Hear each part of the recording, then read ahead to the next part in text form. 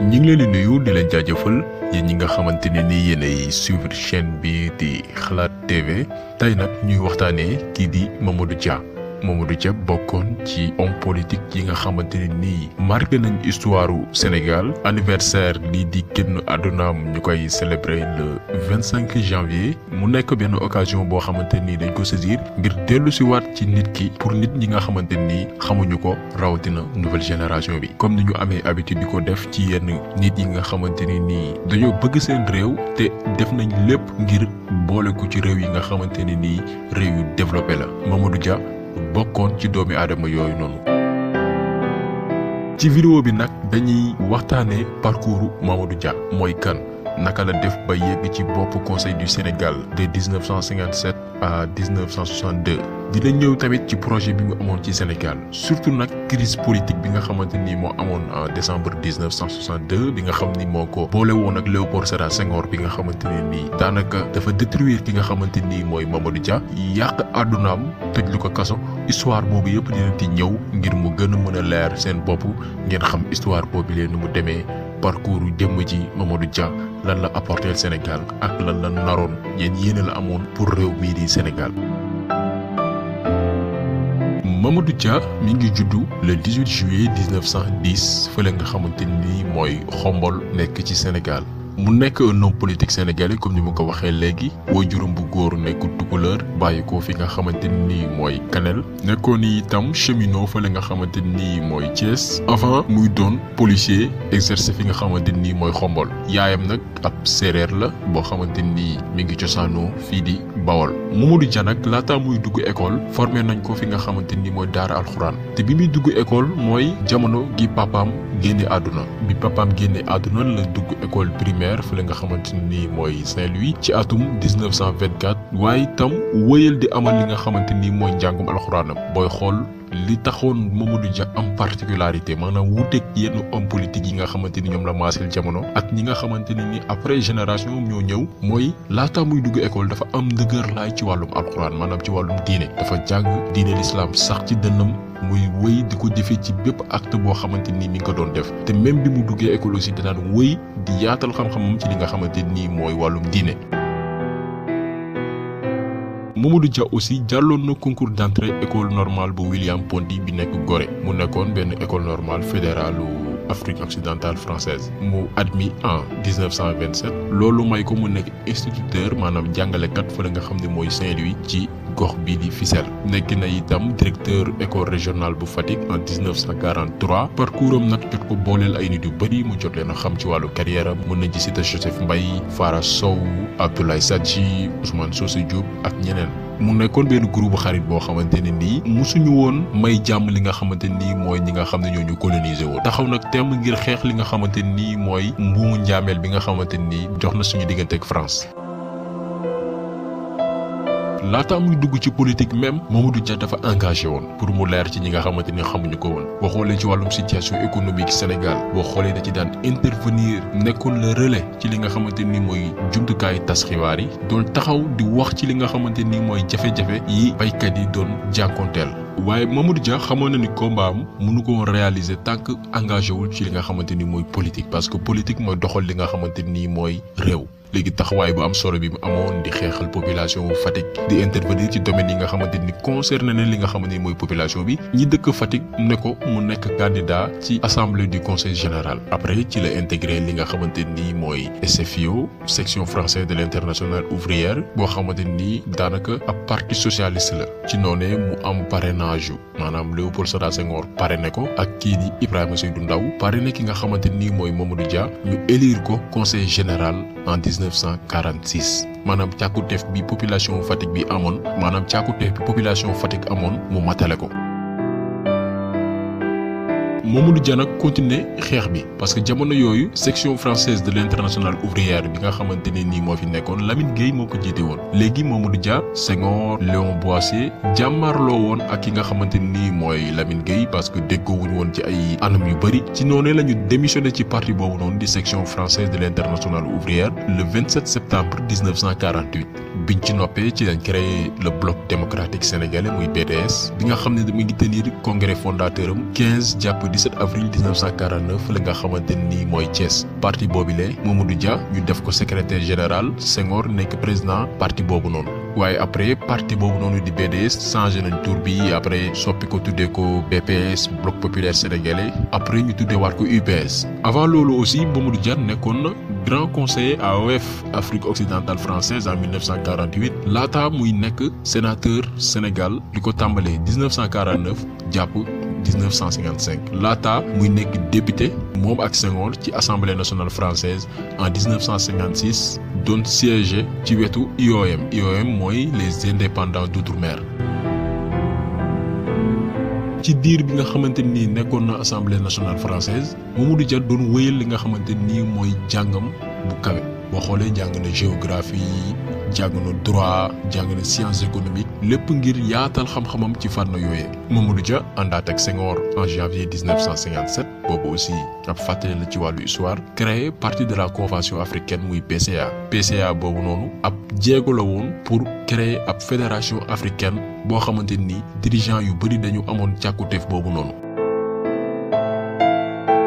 En 1956 le 23 juin 1956 ñu appliqué loi cadre DEFER bi may Mamadou Dia nekk vice-président du conseil du gouvernement du Sénégal en mai 1957 jamono yooyu gouverneur bi moo nekkoon Pierre Lamy. après Mamadou Dia mu nekk tremplin bu permettre Mamadou Dia nekk président du gouvernement du Sénégal boobu avant ñuy am indépendance léegi nag en 1958 problème mu indépendance taxaw homme politique yi ku ci mel ni Valdiodio Ndiaye Mamadou Dia ak ay yeneen kàngam doon sàkku ñu am suñu indépendance ci noonu la Charles de Gaulle proposé ab référendum jamono jooju la problème yi commencé am diggante Mamadou Dia ak Senghor parce que bi ñu nee dañuy proposer référendum Mamadou Dia daf ne woon dañuy am indépendance dagg bépp lien maanaam duñu lëkkaloog daray France bu ko defee France day jël ay kaakaam ñibbi seen réew ñu bàyyi ak suñu réew ñu doxal ko suñu bopp. mais Senghor àndul woon ci loolu Senghor li mu bëggoon mooy Sénégal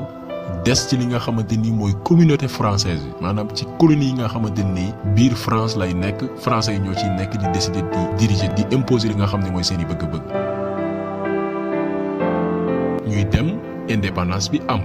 mais bi ñu amalee indépendance bi ba pare Mamadou Dia moo des di nekk président du conseil après suñu indépendance 4 avril 1960 bi ñu am indépendance aussi ci fàttali histoire ñu nag Mali dañu créé woon fédération du Mali amuñu woon indépendance Sénégal am gouvernement Mali am gouvernement dañu boole Sénégal ak Mali mu nekk fédération du Mali te ki ko jiite woon moo nekkoon Modibo Keïta waaye Modibo Keïta dafa naroon prendre le contrôle maanaam jël teg loxo ci fédération Mali boobu noonu pour wàññi doole Mamadou Dia ak Léopold Sédar Senghor ci noonu la Mamadou Dia bi mu ko yëgee xam pexe Modibo Keïta Mamadou Dia convoqué séance extraordinaire bu assemblée du Sénégal organisé tamit conseil des ministres ci guddi 20 jàpp 21 août 1960 léegi nag Sénégal décidé rocceeku ci li nga xamante ni mooy fédération du Mali ñu am suñu indépendance Sénégal doon république ñu programmer li nga xamante ni mooy état d'urgence ci bépp gox ci Sénégal. après loolu Mamadou Dia bi nga xamante ni jàng na li nga xamante ni mooy wàllu économie am na ci xam-xam li mu décidé woon après loolu mooy ñu teg plan de développement économique boo xamante ni day méngoog li nga xamante ni mooy bëgg-bëggu Sénégal beneen yéene moo nekkoon tamit développer li nga xamante ni mooy diine l'islam maanaam njàngum l'islam ñu fësal ko suñu biir réew intégré ko ci li nga xamante ni mooy école yi képp kuy jullit nga mën sa diine xam sa diine ànd ak benn gëm-gëm ak benn ragal yàlla goo xamante ni dina ne ci yow laataa même sax ngay dugg école wala boo nekkee di nekk école aussi nga mën a xam sa diine bu fekkee ni jullit nga maanaam benn xeetu administration la boo xamante ni day wuuteeg li fi tubaab yi tegoon donte yombul woon parce que am na ñeneen ñoo xamante ni ku ci mel ni Senghor ak ay gàngooram yoo xam ne ñoom dañu bëggoon ñu conserver li nga xam ne moo fi newoon. après indépendance nag ci fàttali aussi tamit ba tey régime bi ñu amoon mooy régime parlementaire bicéphale Mamadou Dia moo nekkoon li nga xamante ni mooy président du conseil doon incarné li nga xamante ni mooy état boobu noonu lépp lu jëm ci wàllu politique ak wàllu biir réew mi moom Mamadou Dia moo ko doon gérer lu jëm nag ci wàllu politique extérieure président de la république ki nga xamante ni mooy Léopold Sédar Senghor moom moo ko doon gérer. ci jamono yooyu nag ak yéene yi Mamadou Dia amoon ci la problème am ak Léopold Sédar Senghor commencé nag di fës parce que Senghor àndul woon ci li nga xamante ni mooy politique économique maanaam doxalin bi ci wàllu koom bi Mamadou Dia bëggoon fee teg ak beneen yéene Mamadou Dia boo xamante ni Mamadou Dia amoon na ko mooy néewal doole ay député yi nga xamante ni ay opportunistes lañu woon yi nga xam ni yu ci bëri defoon nañ ko après indépendance bëggoon profité wu parce que am nañ indépendance parce que jamono yooyu député yi dañu amoon ay augmentation de salaire dañu yokkoon seeni salaire yu ci bëri ñu dem di leb ci li nga xamante ni mooy banques yi te duñu fay am tamit ay action ci yi nga xamante ni mooy ay sociétés yoo xamante ne nii ñoo ne ci biir réew mi daan ci am ay action ba pare daan ci wutal ay action seeni jabar ak seeni doom alors que loolu méngoowul ak ligne politique bi nga xamante ni seen parti bi nga xamante ni Mamadou Dia ak Senghor ñoo ko teg li nga xamante ni moo nekkoon seen yéene Mamadou Dia taxaw ne faw ñu wàññi salaire yi waaye itam député yi fay xaalis yi nga xamante ne nii moom la ñu leb ci banque yi ba pare delloo action yi nga xamante ni moom la ñu am ci biir entreprise yi. Le 8 décembre 1962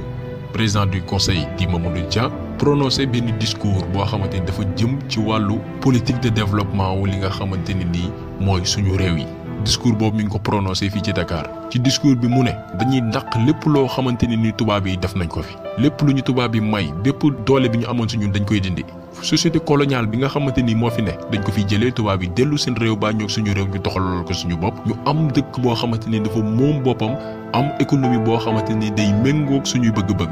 puisque tubaab yi ñoom bi ñuy coloniser dañu jël dëkk africain yi dëkk bu ci ne ñu ne la yow lii ngay bay Sénégal moom tubaab yi dañ ne woon ñun gerte la ñu jagleeloon maanaam ñuy bay gerte économie arachidière moo fi newoon léegi Mamadou Dia ne déedéet du ñu yem ci gerte kese suñu wàllu économie duñ ko yemale rek ci wàllu gerte mais dañ koy yaatal dugg ci yeneen domaine dugg ci yeneen xeetu mbay léegi nag bi mu commencé am doxal yéene boobu noonu déclaration boobu nag commencé jaaxal Senghor nag moom tiit parce que Senghor objectif am comme ni ma ko waxee sànq mooy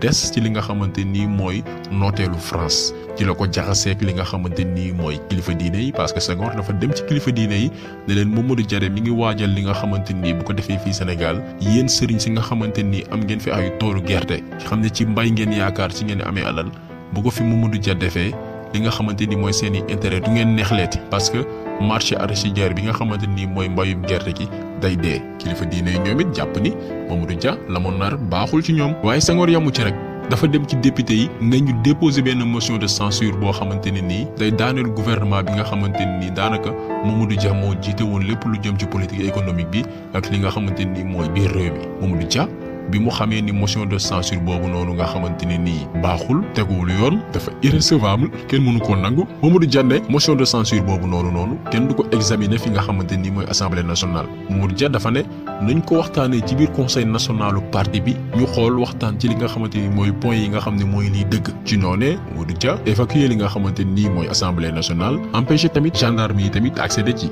mais teewul jaay nañ doole gi nga xamante ni mooy Mamadou Dia ba jot a sax arrêté li nga xamante ni mooy 4 députés motion bi ñu voté ko ci ngoon si Senghor voté motion bi mais motion bi voté wuñ ko fi nga xamante ni mooy assemblée nationale ñu ngi ko voté ci këru président assemblée nationale bi nga xamante ni moo nekkoon Lamine Gueye ci biir këram lañu voté li nga xamante ni mooy motion de censure boobu noonu ca ëllëg sa ñu tëj Mamadou Dia tëj ko kaso boole kook ay paracommando ñu jàpp ko comme benn raykoti nit wala benn nit koo xamante ni tekkiwul dara moom ak yeneen ñeenti ministre ku ci mel ni Valdiodio Ndiaye Ibrahima Sarr Joseph Mbaye ak Alioune Tall ñu yóbbu leen haute cour de justice bu Sénégal ci le 9 jàpp 13 mai 1963 te li gën a garaaw seen arrestation boobu noonu mooy procureur général moom sàkkuwul benn peine mais teewul malgré sàkkuwul benn peine ñu tëj Mamadou Dia giiru dundam ñi ci des muy Valdiodio Ndiaye Ibrahima Sarr Joseph Mbaye ak Alioune Tall ñu tëj leen ñaar fukki atu kaso ñu téye leen fa li nga xam ne mooy centre spécial de détention bi nekk Kédougou Mamadou Dia ak ay ñoñam jot fa dund lu métti parce que si fàttali Mamadou Dia biñ ko tëjee foofu nga xam ne mooy Kédougou ci la commencé am problème mu bët ñu fa daan xoxotal daaw ñu ko toppatoo dañ ko traité foofu daal comme ku tekkiwul dara ab woyu boo xamante ni nii daal amulul woon benn njëriñ li nga xamante ni mooy après yoon tuumaal ko ne day def coup d'état ki nekkoon jamono yooyu procureur général di Ousmane Camara d'ailleurs dellu si waat na ci li nga xamante ni mooy procès boobu noonu ci benn autobiographie boo xamante ni mi ngi ko fësaloon 2010 ci bindam yooyu noonu procureur Ousmane Camara nee na haute cour de justice bi nga xamante ni nii moo tëj lu Mamadou Dia ak i ñoñam amoon na sax ay député yu ne ci biir yoo xamante ni ñoo voté woon motion de censure bi nga xam ne moo naroon daaneel Mamadou Dia te Senghor proposé ko te loolu avant même ñuy ibbi li nga xamante ni mooy seen procès Ousmane Camara dolli ci ne magistrat yi nga xam ne dugaloon nañ leen ci li nga xamante ni mooy haute cour de justice boobu noonu muy président Ousmane Goundiam ak juge d'instruction bi nga xam ne nii mooy Abdoulaye Diop seen njëriñ moo nekkoon nëbb li nga xamante ni laloon nañ ko comme pexe pour daaneel Mamadou Dia pour légaliser li nga xamante ni mooy condamnation bi nga xamante ni teg nañ ko ci kaw Mamadou Dia ak ñoñam. te leneen li gën a garaaw mooy instant bi nga xamante ni Mamadou Dia ak ñeneen ñi ngi ci biir kaso bi ñu tëj leen ay français ci boppam ku ci mel ne Jean-Paul Sartre wala sax François Mitterrand sàkk woon nañ ci Senghor mu bàyyi Mamadou Dia ak ñi nga xamante ni ñoom lañ téewoon waaye Senghor dafa lànk tëdd ci suuf parce que dafa amoon ay pexe yu mu naroon biir Sénégal te tant que Mamadou Dia génn na nekkul biir kaso du ko mën a matale dafa xaar ba 1974 mars 1974 mu libéré leen gracier leen ñu def fukki at ak benn ci kaso bi Mamadou Dia def fukki at ak benn ci kaso bi moom ak ñoñam période boo xamante ni nii Senghor planifié na lépp politique coloniale bi nga xamante ni bëggoon na ko fi teg pour dooleel France biir Sénégal def na ko ak yeneen politique yoo xamante ni nii sénégalais yi du leen amal benn njëriñ ñu amnistier leen li nga xamante ni mooy avril 1976 te jamono jooju ñoom Mamadou Dia ki bokkoon ci seen avocat yi di ancien président Abdoulaye Wade. tey histoire boobu noonu nekk benn histoire bu gën a ñaaw ci histoire du Sénégal koo xamante ni liggéeyal na réewam amuloon na njëriñ réewam ñu sàkkal ko pexe noonu ñu bëri ñi nga xamante ni dañuy suivre li nga xamante ni mooy politique gu Sénégal nee nañ histoire boobu noonu mooy événement bi gën a ñaaw ci histoire politique gu Sénégal mu nekk tamit jëf gi gën a ñaaw gi Senghor def. Mamadou Dia nag après bi ñu ko libéré mu créé mouvement démocratique populaire MDP en 1981 waaye parti bi jotul woon am li nga xamante ni mooy doole bu baax parce que Mamadou Dia perdoon na temps bu bëri parce que fukki at ak benn ko def ci kaso nit ñi dañ lay xaw sax farfaate amul woon doole bu baax d'ailleurs Valdiodio Ndiaye bi nga xamante ni dañ leen jotoon na tëj moom ak Mamadou Dia dafa mujj rejoindre parti socialiste jàppale ki nga xamante ni mooy président Abdou Diouf bi nga xam ni moo remplacé woon Léopold Sédar Senghor ci élection présidentielle du 1983 yi. Le 17 décembre 1992 maanaam fanweeri at après événement yooyu yëpp général Jean-Alfred Diallo bi nga xam ne nii dañ ko nommé woon chef d'état-major par Léopold Sédar Senghor mu remplacé Amadou Fall Jean-Alfred Diallo boobu noonu defoon na benn déclaration xamal que ni Mamadou Dia musul def coup d'état contre Senghor te musul jéem a def coup d'état jëmale ko ci Léopold Sédar Senghor Jean-Alfred Diallo bi nga xam ne Léopold Sédar Senghor moo ko nommé woon chef d'état-major moom nee na ci boppam ci làmmiñam histoire coup d'état bi Senghor daf ko créé woon juste pour lëndëmal xelu nit ñi pour am ndigg sërëx boo xamante ni dina ci mën a jaarale Mamadou Dia pour tëj lu ko kaso loolu rek ay leeral la pour xamal leen ni lépp lu ñu waxoon ay sos la du dëgg Mamadou Dia après échec politique bi nga xamante ni am na ko gannaaw bi ñu ko tijjee ba pare mu perdre at yu bëri Mamadou Dia teewul ni sénégalais respecté nañ ko nekk une personne morale biir Sénégal nekk tamit jullit dëgg parce que bi Senghor génnee àdduna Mamadou Dia témoignage bu rafet la def ci li ki nga xamante ni mooy Senghor loolu rek di dëggal nit ki dimension bi mu àggoon ak jëlale esprit jëlale bi nga xamante ni amoon na ko. Mamadou Dia tamit ci wàllu dundam bind na ba ay fii def na ay publication biñ ci gën a ràññi mooy premier gouvernement du Sénégal en 1960 def na tamit ab contribution sur l'étude du mouvement coopératif en Afrique noire def na tamit ay taxaw seetlu ci économie Afrique noire ak problème yi nga xamante ni moo téye mu dem ci wàllum tamit nation africaine et solidarité mondiale def na ci tamit ay publication ci wàllu l'islam ak société africaine yi ak culture industrielle bi def na tamit ay essais yu bëri li nga xamante ni mooy diine l'islam bi nga xamante ni daf ci teniroon bu baax ak ay yeneen yoo xamante ni yu bëri def na ci ay mbind bafi ci tënk kii mooy Mamadou Dia mënuñu nag fësal lépp ci benn vidéo d'ailleurs am na yu bëri yoo xamante ni jotuñu ko cité parce que lu bëri la ñu mën a wax ci jëmm jooju di Mamadou Dia parce que Mamadou Dia dafa amoon projet de société maanaam dafa amoon projet pour tabax doomu aadama tabax nit jox Sénégal benn xar kanam goo xamante ni wute naag fi ko tubaab yi bàyyi woon bu guddi mësaan jot jamono gi mu nekkee ci boppu nguur da daan di wër tuuru Dakar yi di wër mbeddu Dakar yi di wër ñi nga xamante ni mooy jigéen ñi naan dañuy jaay seen bopp bu leen jàppee ba pare du leen tëj kaso déedéet da leen wutal ay jëkkër wala mu wutal leen liggéey tey ñu ci bëri ci jigéen yooyu tey jur nañ fi ay doomu kilifa ñu màgg tekk doon ñu respecté ci biir réew mi te liggéeyu Mamadou Dia la am na ci ay yeneen yu mu def ngir réewam waaye malheureusement Senghor moo yàq projet bi nga xamante ni moom la amoon ngir lan intérêt France Senghor bi mu fi sàqalee pexe ba pare Mamadou Dia li mu def mooy copier loi yi nga xam ne ñoo nekk France indi ko fii nii Sénégal légaliser li nga xamante ni mooy prostitution maanaam jaay sa bopp yàq ay xale jigéen di promouvoir di doole li nga xam ne mooy caaxaan avant muy jox réew mi Abdou Diouf bi nga xamante ni ci yoonam la topp ci ay tànkam la toppaat donc vidéo bi tay loolu la woon jagleeloon ko Mamadou Dia di ko ñaanal rek suñu borom yërëm ko xare ko ci aljana yi gën a kawe yéene yi nga xamante ni moom la amoon Sénégal yàlla na ko suñu borom fay fële mu tëdd yàlla def ñu doon ay Mamadou Dia may ñu ay homme politique yu mel ne Mamadou Dia ngir Sénégal mun a doon réew mi nga xamante ni moom lañu bëgg donc ñu ngi leen di gërëm di leen jaajëfal di leen jox dig daje beneen yoon ak beneen vidéo jaa ngeen jëf